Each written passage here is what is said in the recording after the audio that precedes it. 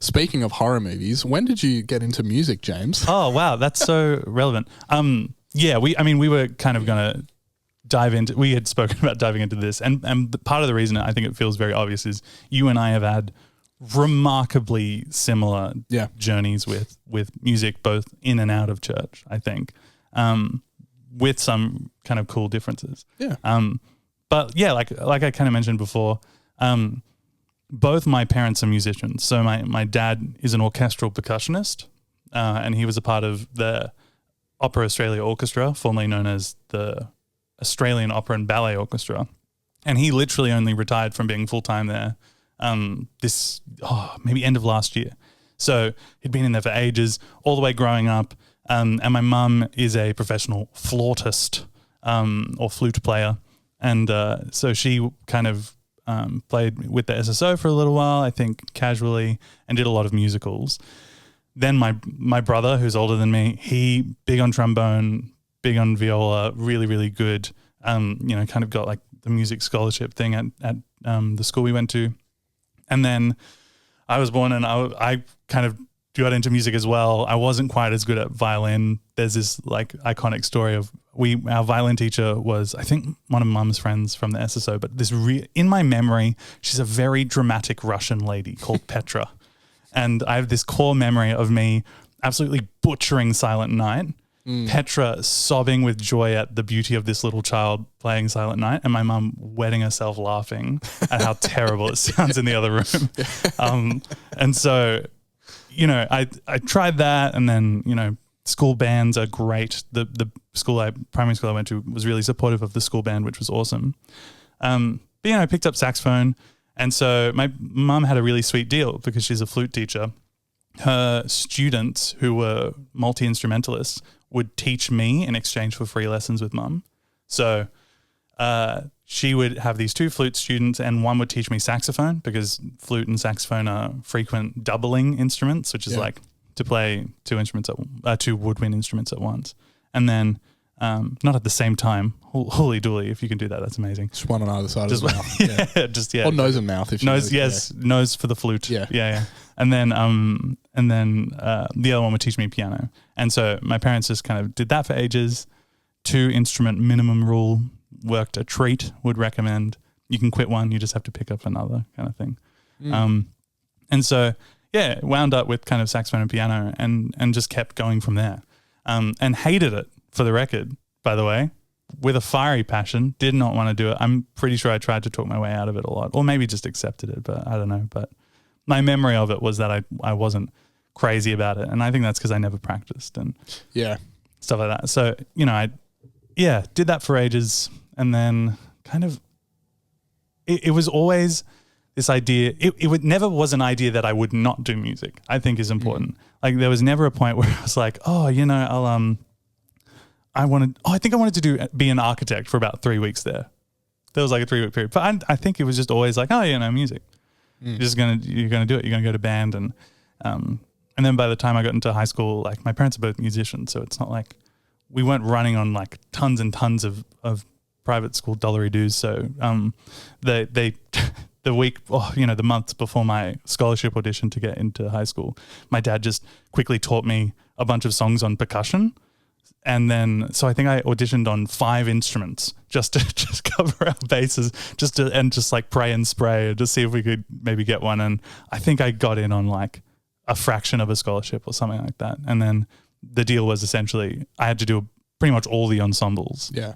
And what that did was just meant I was just playing all the time. Yeah. Do you know what I mean? And so I didn't practice, which I should have done. Definitely, but. When you're playing all the time, it's just a part of your life all the time. And being able to kind of have those experiences, I'm really, really grateful for. But all of that was happening in the background to church as well, and where church music came in. But I won't get into that yet. But that's kind of my starting point with music. And since then, I scraped into the con. First thing I thought when I got there was like, whoa, I probably did not actually pass that audition. And I think it's more likely that USyd probably needed money. Right. Yeah. Yeah. Cause and so I scraped in, and I wasn't doing performance at the time. I was doing, education, and then it became apparent that you couldn't, it wasn't discouraged to keep doing your instrument, but it certainly wasn't encouraged to keep playing after your second year. And I really wanted to get good at saxophone. So I worked my butt off for the first year after realizing just how out of my depth I was. And then practice, leaving with all the piano players who just do that regularly, because they're amazing. And then, came back in as a performance student and went straight into second year, which was lucky. And then kind of since then been playing saxophone ever since. But music, again, it's not that there was a moment where I was like, I'm going to do this, It was just that it was always kind of going to be a thing, I think. It felt not inevitable, but just obvious, I think. Yeah. So it's so interesting how similar our stories are. Because I didn't officially like play an instrument until kindy, so it would have been year 5 when I started getting piano lessons. But like my grandfather on my mum's side of the family, an insane level of musical ability and talent. Yeah. So if I do have any musical talent, I attribute a lot of that to the incredible genetics, family genetics that I inherited. Like I can't even begin to describe the level of musical genius that certain people on that side of the family have. Whoa. So music was just, and also dad. So mum, piano, singer, and viola. Yeah. And dad plays guitar. Yeah. As well as that extended family, like music was a thing. Am I right? Did your dad produce a musical? Did I hear that correctly? Yes. Wow. Yes. In fact, I talked to him about a year ago about that around Easter. Yeah. So, he directed. Initially, it wasn't strictly a musical, but a dramatic, like a play. Yeah. Wow. That took place. They put it on at Turramurra Uniting for a week in the lead up to Easter, and it took place in different rooms around the inside and outside the building, which then developed into a musical, which then developed into Wesley's Pitt Street Journey of the Cross. Or Journey to the Cross. The city. Yeah, through the city. Whoa. Was the final evolution of that. But yeah, he did that for started in 98, 99. Wait, so he wrote it? Wrote it. Oh, so the arts have always been huge. Yeah. Like not necessarily just music, but just the arts in general. Yeah, like dad's sister's an art teacher and an incredible artist. Oh my gosh. So yeah, art and music and just the arts in general. Before I knew what music was, I knew, interestingly, that I was going to be a writer before music was a thing. I was writing. I still have it somewhere at mum and dad's house. I'll have to find it. I have a couple of I would scrounge as many pieces of scrap paper as I could from the classroom and wrote stories and stapled them together into books and wrote because I knew what books were. I was handed Harry Potter and the Philosopher's Stone when I was 5 and just ate through that. So books were a thing. But in terms of music, so I don't remember whether or not I chose to play the piano or if it was just we're going to teach him piano and see how it goes. But I started getting lessons in kindergarten, so when I was 5, and went all the way through, did 8 grades of AMEB, and then AMEB is the Australian Bureau. Was it Music Education Bureau? Yeah. So they just do exams. Yeah, it's just did an exam every year or two, basically. Barely practiced for them. Yeah. Which. Yeah, at a certain point in high school and even in primary school, I remember going, I don't want to play the piano anymore. It's boring. And being not forced to, but strongly encouraged, don't give it up. Yeah. And then, finished 8th grade in year 9 or 10. And so by the time I got to year 11 and 12 in senior school, I moved to a different high school and did performance, classical piano for the HSC. I can still play bits and pieces of those songs. So like you say, those pianists who just Yeah. practice. That was me. Yeah, wow. I just like when I wasn't studying, I was playing. I also played the trumpet. So when I was in, you know, the classic in when you're in year 2 or early year 3, they take you around and you play all the instruments. Yeah, that's and they decide what you're going to play. There's a name for it, and we really need to change the name of it. But it's called the blow test. Yeah, no, It's not bad, but it feels bad. Could be you know, better. You know, Could be, yeah. Could be better. And I remember picking up a set of drumsticks. Oh yeah, and the look that the teachers and tutors that were there, they looked around and started nodding at each other. And I later learnt that I just like played just a basic rock beat, and they were gonna suggest that I pick up the drums for band, and my parents said no, it's too loud, so they went with the trumpet instead, which is much softer. So I played the trumpet between year 3, 4, 5, 6, all the way through to the end of year 8. I quit because I just stopped practicing, and I also got braces. Oh, and playing brutal. a brass instrument with braces, it was just like literally destroying the inside of my mouth. No fun. But similar to you, to like a 2-instrument thing. So it was like, well, if you're going to quit the trumpet, we want you to take the guitar more seriously. So I picked up the guitar. I'd picked up Dad's guitar. Like I said, Dad had been playing guitar my whole life.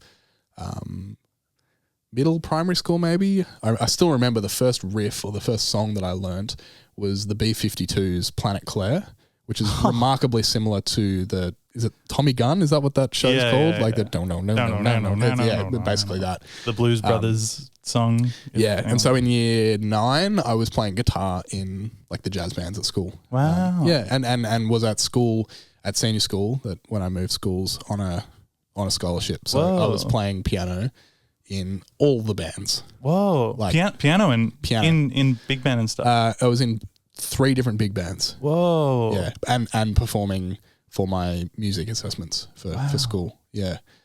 This is so interesting to me because I've never every now and then you'll play a little thing on piano, like we'll be warming up for church or something, and I'll be like, what? You know what I mean? I'll be like, oh yeah, that's right.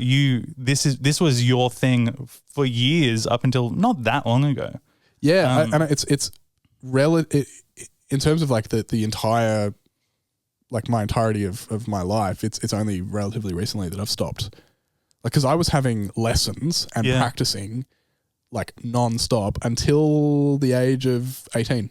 Whoa! And it's only since then. So I'm turning 27 this year. So it's probably been a little bit longer than that. Like I definitely tried to keep it up into uni, but I wasn't having lessons anymore. I wasn't practicing for anything. I wasn't doing grades. I didn't go on and do my AMUS. Is that what it's called? Yeah, the thing after 8th grade. Yeah. So it just kind of fell away, and so a lot of it's similar to when you like I've stopped playing cricket, but I was a cricketer at a fairly competitive level. I was never going to go anywhere with it, but like really enjoyed my cricket.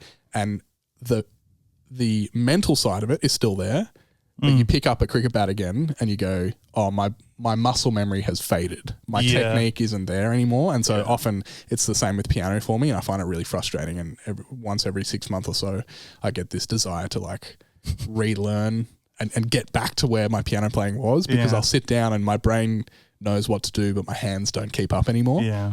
But guitar has well and truly become my... Almost guitar and production would be my main instruments now. So like I played in a band called Mixtape for the Drive for 4 or 5 years maybe, playing shows, driving around, traveling and playing shows and doing that. And so this might be a good way to start where we transition into church, and where church then overlaps with music for us is I was playing guitar, and guitar was a instrument that was needed. Oh yeah. And so I've been playing guitar in church for probably almost 15 years. So you reckon you were like what, 13ish? 13 or 14. Yeah. Was this at Taramara where Evolve is now? At Taramara, yeah. Do you remember how you got?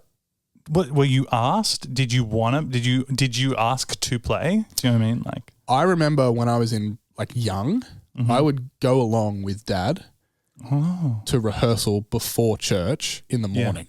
Yeah, okay. And while everyone else would set up, I'd just be shredding. I'd be making noise on Dad's guitar, and then they'd plink. and then they'd make. I was just playing Teen Spirit or sick. Come As You Are or something, whatever Nirvana song I just learnt at that age, and they'd have to tell me to shut up so they could rehearse. So definitely there was a desire early to play at church, but at that point it was like, but I want to play Smells Like Teen Spirit at church. Like it wasn't really. Wasn't old enough to understand that like we don't just like we don't sit around and go like, oh, should we play Chili Peppers or Nirvana this week? Like there's a purpose to it. And so it was probably when I started going to the evening service in high school, like year 7, year 8. Then it was like, oh, that'd be fun to play. And so I remember asking what I didn't the story that's slightly different to that though is in regard to worship leading, which we'll come back to if at all later. But I was told, well, I wasn't told, I was asked on a Friday at youth group, hey, our worship leader has pulled out this Friday night. Can you do it? And I was like, no. And they're like, no, yes, you can. We think you can. Oh, yes, you can. Classic. Yeah. And so I was like, okay. Yeah. So I think I was 14 or 15 was the first time I'd been playing guitar but had never sung, let alone led. And so led worship at, I think it was 14 or 15. Was this in the morning service or the evening service? Serving in the evening. How big was the evening service at the time? Gosh, it'd be 30 or 40 people. I can't tell if that's more or less intimidating than like 80 to 100 people. This is very strange. This has always been the case for me. I'm curious to hear if it's similar for you. Put me in front of 1,000 people. Yeah. No issues. Yes. Put me in front of 10 people and my palms are sweating and I'm palpitating and it's super, super nerve wracking. Are you the same? I'm the same because 1,000 people is an amorphous mass. I was doing a gig. It was really weird. We were doing the halftime show for this like Did you know basketball was big in Australia? Huge. I had no idea. And Sydney Kings, man. It's super embarrassing, but it was for the Illawarra Hawks. Not that the Illawarra Hawks is embarrassing. I'm pretty sure they just won. Go Hawks! Hooray sports. Sure. And then, but we were doing the halftime show, and you're in this massive stadium, and the noise is crazy, but you don't feel you get adrenaline maybe, but like. You don't feel nerves, right? So much. I think it was like 5,000 people, something stupid, right? Because it's just this big wall of folks, right? When it's 10 people, you see everyone's face. Or when it's closer, and my grandparents have flown in from Perth. And I'm 13 years old, and mum and dad go, "Oh, you should play the song you're working on for your 6th grade exam." And then my 2 lovely grandparents who just arrived from Perth are sitting there in the living room just watching me play. And I'm like, it's weird. Get me out of here. This sucks. But like, I play guitar in front of who knows how many people over the years and like no issues. Yeah. So like the idea of leading and playing guitar in front of 30 people at church was so scary. So scary. Yeah, definitely. 100%. Even now, like there was a Pulse, which is the kind of young people. What would you call it? It's the committee. It's the arm of Synod, which is the New South Wales ACT body of the Uniting Church that's focused on like first third of life. So there's a kids, high school, and young adult focus. There was like a young adult event, and it was a smaller one, and there was maybe about 10 of us, and James Aaron, who was running, asked me to play, and I was like, yeah, for sure, like no worries, I'll jump on the piano or something, it'll be really relaxed. And when I realized it was kind of pretty small, same thing, I was like, oh, and especially if there's distance, I think it might be worse as well if it's just a little tiny group. And so in the end, we ended up kind of almost getting together more in a circle, and it felt better because I think we were all, instead of just 10 people looking at you, it was actually we were all kind of looking toward each other, which was nicer. Yeah. But I do 100% feel more nervous in front of 10 people or 30 people, Yeah.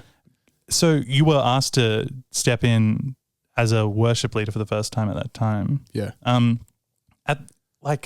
Had you already fallen in love with this kind of like punk metal style by then? Yes. Definitely. Okay, so it was already a thing before you got to church. Yeah, definitely. It was probably late primary school was when that Yeah. Like, and it was through things like Nirvana and Green Day, like Yeah.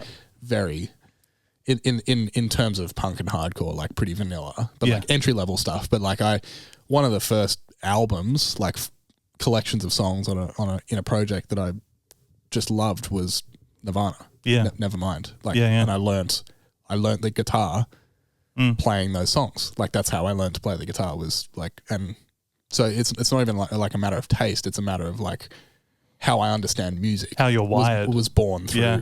grunge. Yeah, Which yeah. then led down those rabbit holes to other heavier things. Yeah, which I think if people don't know, the intro, which has changed. It has changed. It's You're the did first you- person that's asked. Oh, okay. I was going to ask about I thought you might have addressed it. No. Yeah. Yeah, because it was longer. Yes. And I think there also was like the previously on Filthy Home Yes. thing. Yeah. But now it's like nice and tight. But Yep. for people that don't know, that's you. That's me. Yeah. That's you, including the old one was you as well. And so that style has that. I mean, I'm almost going to answer the question. Yeah. That rubs against worship music. I think it almost flies in the face of worship of traditional Yes. contemporary Christian music. This gets to the heart of what I want us to talk about today. Jumping ahead. Is this is a great launch pad, because that experience as a 14-year-old suddenly going, oh, I'm not being asked just to play music. I'm being asked to lead a congregation in worship. Yeah. What does that mean? Because up until that point, I performance wasn't foreign to me. I knew what performance was. I'd watched Dad's VHS of U2's Rattle and Hum a million times. I've seen, tapes of the Chili Peppers. I know what music is, and I know what a performance is, and I know what it feels like to perform, and I know what it feels like to be an audience to a performance. But leading worship and being part of a congregation singing is a completely different thing. And not only is it completely different, but it is absolutely stylistically completely different to Under Oath's Define the Great Line. Yeah. Which starts with a riff in 5/4 and is in drop D and there's not a sung vocal until track 3. Yeah. And that was the stuff that I had suddenly lit a fire in me for music, was like avant-garde, bizarre, not easy listening, challenging stuff. Yeah. And all of a sudden I've got a capo on second fret and I'm like, cowboy chords, baby. are all the songs going to be in G? Cool. I guess that's easy for me. What that led to was the first time I actually had to think critically about, like, okay, so we're at church, we're not at a concert, so what are we doing?